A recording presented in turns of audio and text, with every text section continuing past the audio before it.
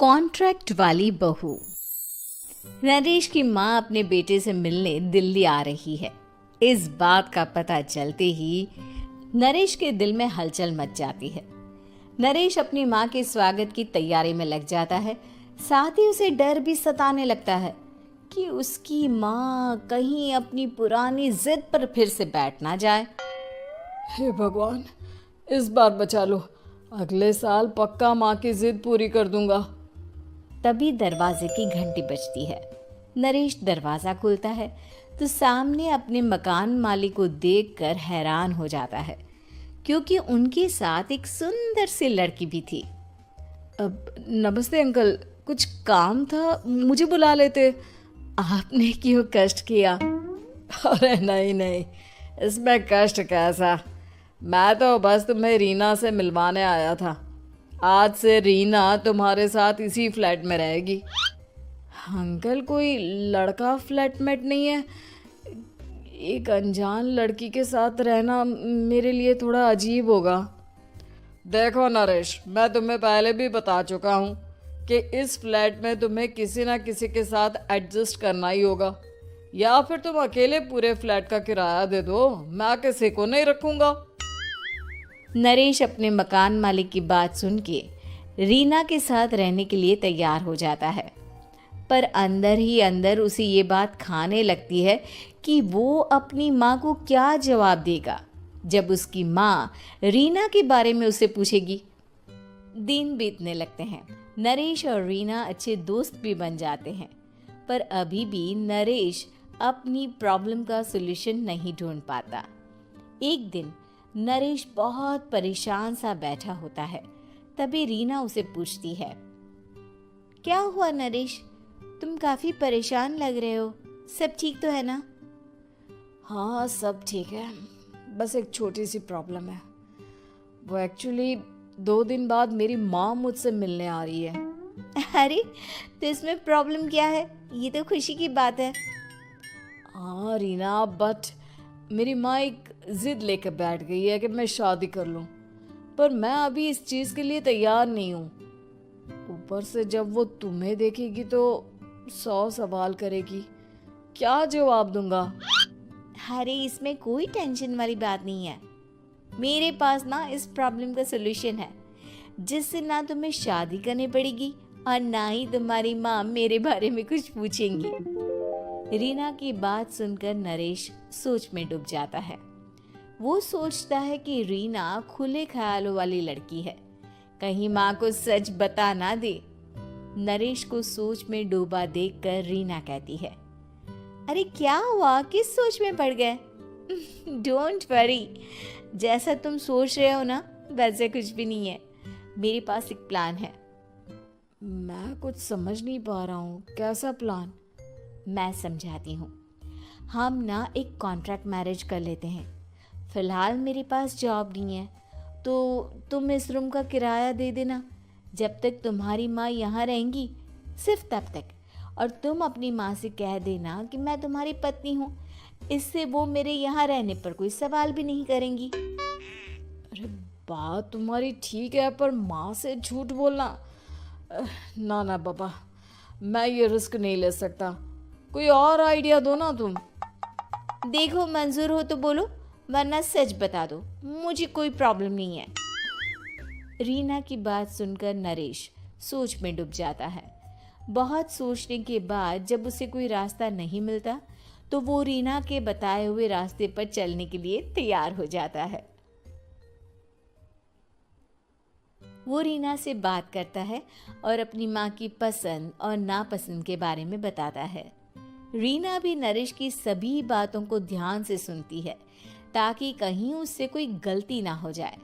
आखिर वो दिन भी आ जाता है जब नरेश की माँ उससे मिलने दिल्ली आ जाती है।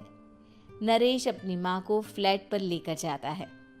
जैसे ही नरेश की माँ फ्लैट के अंदर जाती है, रीना उसके पैर छू लेती है। ये देखकर नरेश की माँ थोड़ी घबरा जाती है और नरेश से पूछती है, अरे बेटा नरेश, ये कौन है? माँ, ये आपकी बहू रीना है।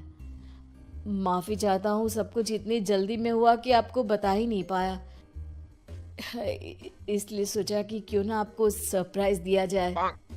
अरे बेटा, मैं तो बस तेरा घर बसा हुआ देखना चाहती थी। हाँ, बहुत अरमान थे अपनी इकलौते बेटी की शादी को लेकर, लेकिन कोई बात नहीं, शायद किस्मत को यही मंजूर होगा। ये कहते ही नरेश की माँ रीना को गले लगा लेती है। रीना बेटिया, मेरा बेटा ना थोड़ा नादान है, पर तुम काफी समझदार लगती हो और मैं जानती हूँ कि तुम इसका बहुत अच्छे से ध्यान रखोगी। माँ आप चिंता मत कीजिए, मैं सब संभाल लूंगी। नरेश की माँ अपने बहू और बेटे के साथ खुशी खुशी रहने लगती है। दिन बीतने लगते हैं।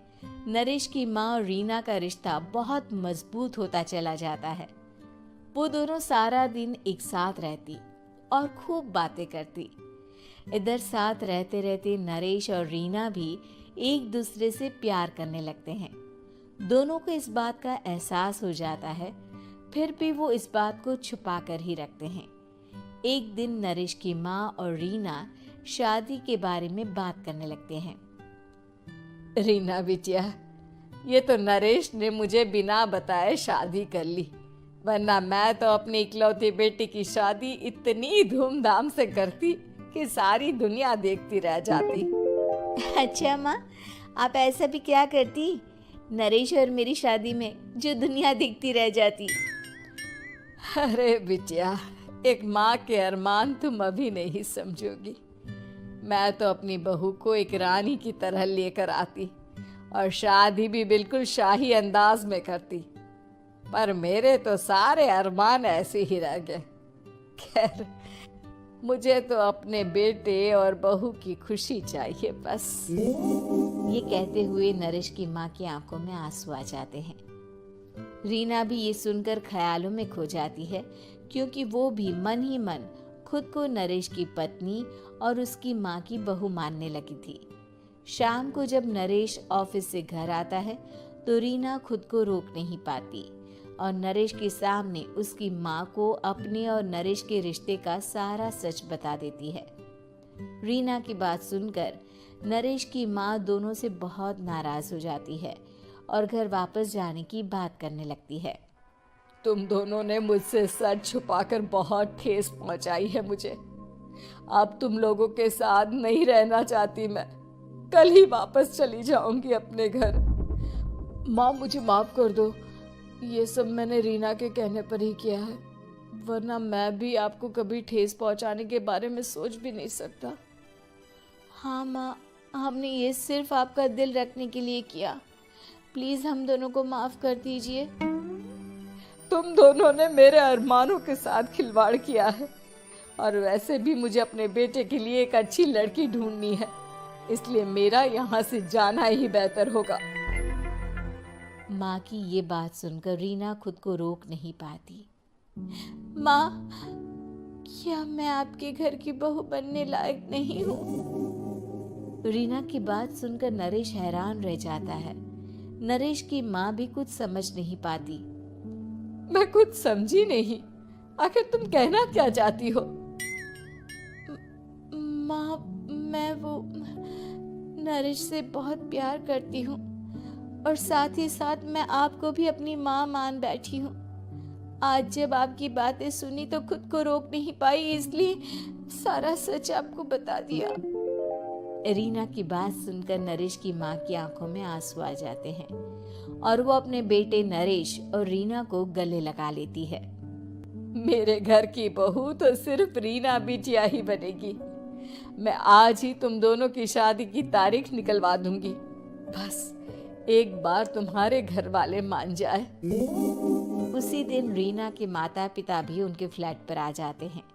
दोनों परिवार आपस में बैठकर बातें करते हैं और शादी के लिए राजी हो जाते हैं। रीना भी कॉन्ट्रैक्ट फाड़ देती है और कहती है, सही मायने में मैं अब बहू बनूंगी, अब तक तो सिर्फ कॉन्ट्रैक्ट वाली बहू थी।